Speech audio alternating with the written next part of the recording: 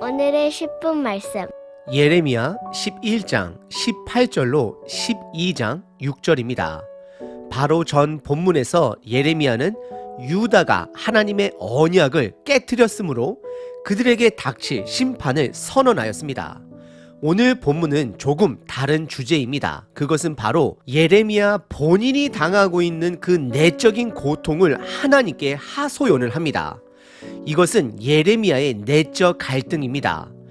길을 잃어버린 아이가 울지 않고 참다가 부모의 얼굴을 보게 되면 울음을 터뜨리게 됩니다. 지금 그것이 예레미야의 심정입니다. 예레미야는 하나님의 말씀을 대언하는 자로서 꿋꿋이 전달해 왔습니다. 하지만 세상의 반응은 환영이 아닌 회개가 아닌 거부였습니다. 오히려 예레미야를 제거하려 했습니다. 그래서 오늘 본문의 예레미야는 그의 그 개인적인 내적 갈등을 하나님께 호소하고 있습니다.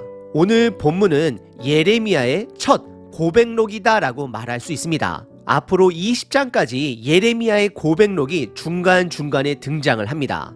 오늘 본문은 두 번의 호소와 두 번의 하나님의 응답이 대답이 등장합니다. 둘 다 동일한 문제를 가지고 있고 예레미야는 그것을 하나님께 호소합니다. 그리고 하나님은 그에게 답을 하십니다. 하지만 예레미야가 듣고 싶어하는 답이 아닌 예레미야로 하여금 현실을 직시하게 합니다. 조금 더 구체적으로 말씀을 드리면 지금 예레미야가 겪고 있는 고난은 작은 고난일 뿐이고 더 큰 고난이 그에게 기다리고 있음을 알려주십니다. 하지만 오늘 본문에는 감춰진 보물, 은혜가 있습니다. 그 은혜를 발견하시는 저와 여러분 되시길 바랍니다. 오늘 본문은 크게 두 번의 탄식과 두 번의 하나님의 답변입니다. 첫 번째 탄식과 첫 번째 하나님의 답변은 11장 18절서부터 23절입니다. 배경은 다음과 같습니다. 예레미야 1장 1절 시작절에 보시면 예레미야의 고향 이름이 등장합니다. 그곳은 아나돗입니다. 아나돗은 예루살렘 북동쪽에 위치한 마을로서 베냐민 지파 성읍 중에서 하나님께서 제사장을 위해 주신 마을이 됩니다. 그곳에는 아비아달과 같은 대제사장의 고향이 되기도 하고 예레미야의 고향이기도 합니다. 하지만 예레미야가 유다를 향한 심판의 말씀을 전달하자 그들은 예레미야를 위협했습니다. 예레미야를 제거하려 했습니다. 왜냐하면 그들 눈에는 예레미야가 거짓 선지자로 보였기 때문입니다. 이로 인해 예레미야는 하나님께 불만에 가까운 호소를 합니다. 11장 18절서부터 22절입니다. 여호와께서 내게 알게 하셨으므로 내가 그것을 알았나이다. 그때에 주께서 그들의 행위를 내게 보이셨나이다. 19절 나는 끌려서 도살 당하러 가는 순한 어린 양과 같으므로 그들이 나를 해하려고 꾀하기를 우리가 나무와 열매를 함께 박멸하자. 그를 살아있는 자의 땅에서 끊어서 그의 이름이 다시 기억되지 못하게 하자 함을 내가 알지 못하였나이다.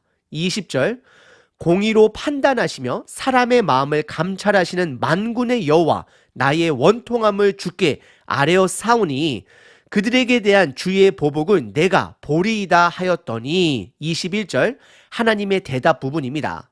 여호와께서 아나돗 사람에게 대하여 이와 같이 말씀하시되 그들이 내 생명을 빼앗으려고 찾아 이르기를 너는 여호와의 이름으로 예언하지 말라 두렵건대 우리가 손에 죽을까 하노라 하도다. 22절 그러므로 만군의 여호와께서 이와 같이 말씀하시니라 보라 내가 그들을 벌하리니 청년들은 칼에 죽으며 자녀들은 기근에 죽고 23절 남는 자가 없으리라 내가 아나돗 사람에게 재앙을 내리리니 곧 그들을 벌할 해이니라 라고 기록합니다. 18절만 보시게 되면 이해하기 힘든 구절입니다. 하지만 풀어서 설명을 드리면 예레미야는 하나님의 말씀을 받은 자가 되고 그 말로 인해 어떤 이들로부터 부당한 행위를 당했음을 하나님께 불만을 섞어 호소하고 있는 것입니다.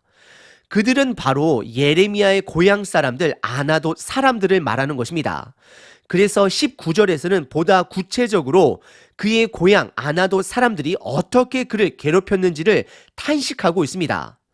본인을 두 가지로 표현을 합니다. 첫 번째는 본인을 어린 양이다 라고 표현을 합니다. 예레미야는 본인을 도살당하러 끌려가는 순한 어린 양으로 표현하고 있습니다.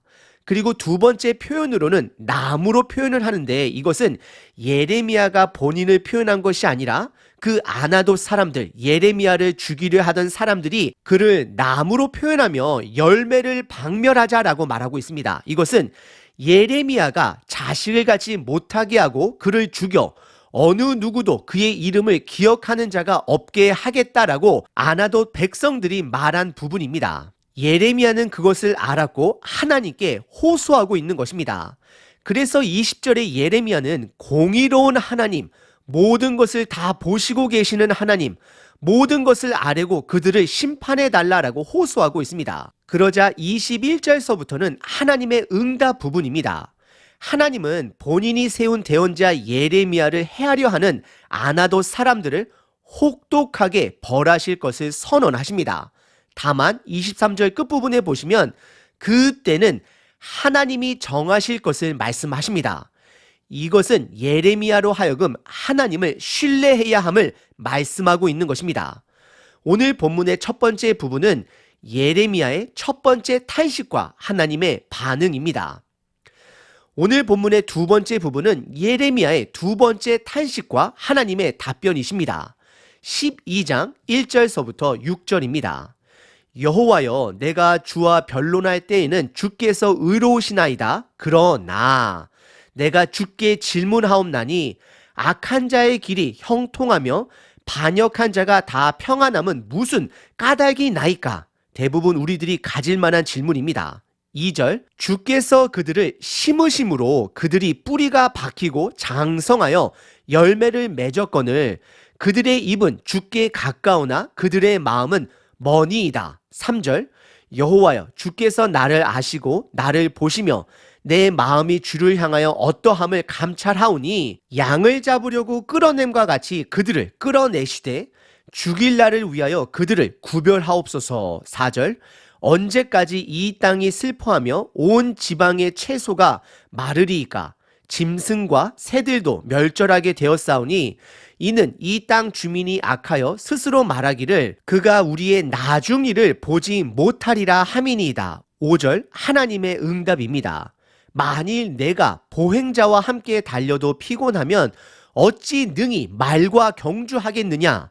내가 평안한 땅에서 무사하려니와 요단강 물이 넘칠 때에는 어찌 하겠느냐? 마지막 6절, 내 형제와 아버지의 집이라도 너를 속이며 내 뒤에서 크게 외치나니 그들이 내게 좋은 말을 할지라도 너는 믿지 말지니라 라고 말씀을 하십니다. 12장 1절에 예레미야는 최대한 정중하게 하나님께 묻습니다.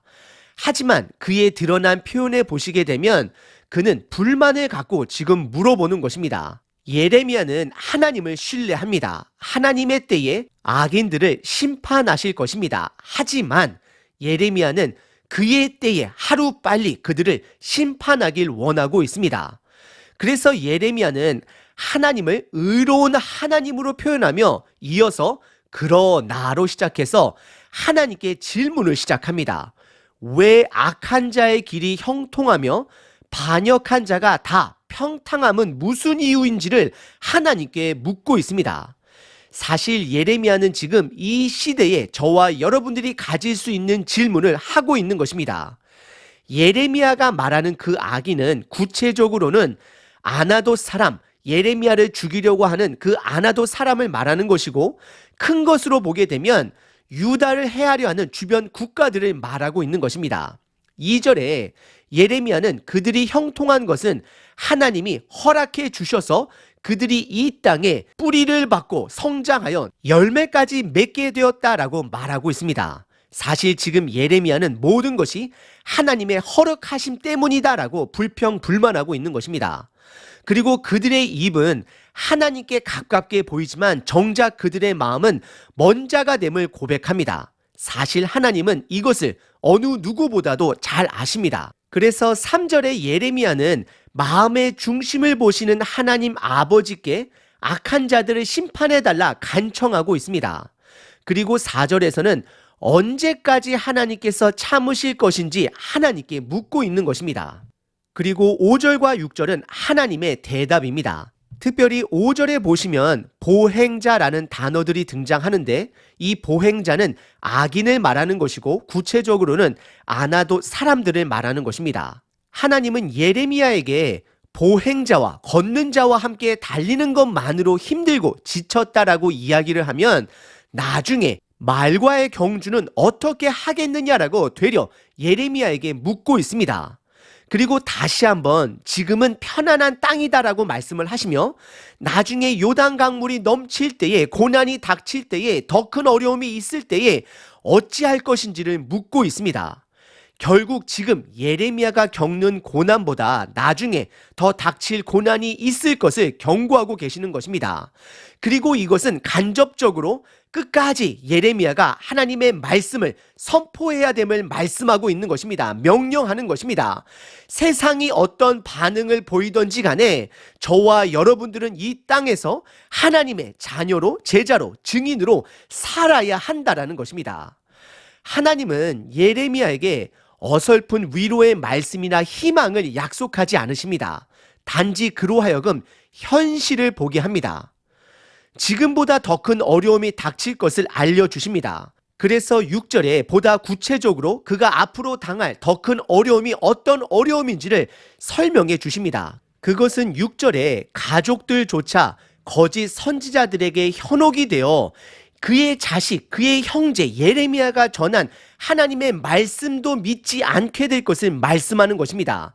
이것은 그에게 외로운 싸움이 될 것을 말씀하고 있는 것입니다.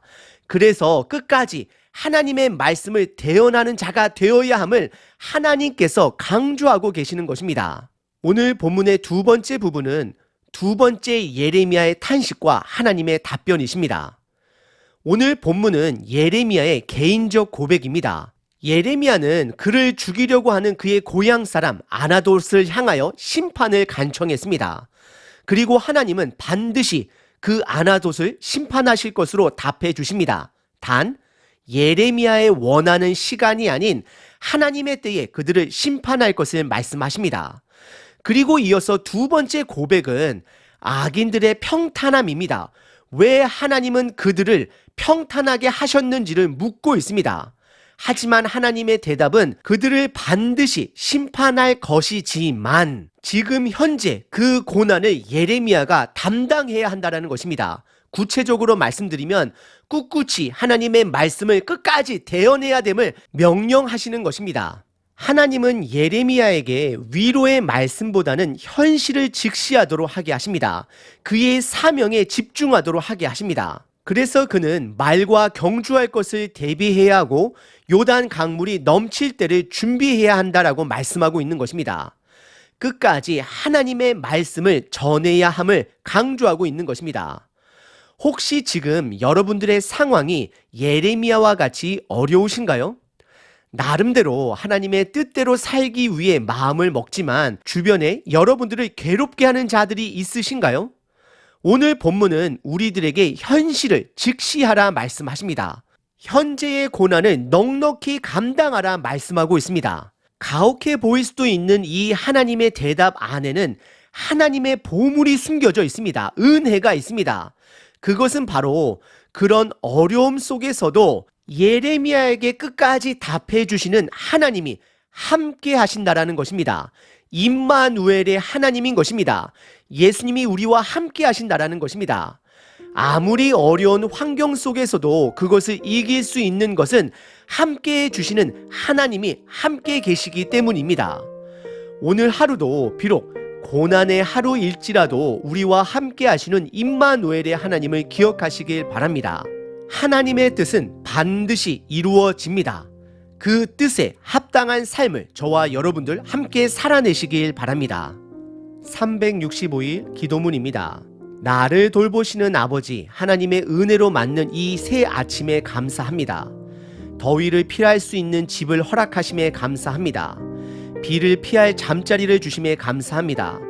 그러나 이도 저도 어려워 고통당하는 사람이 있다면 그들을 불쌍히 여기소서.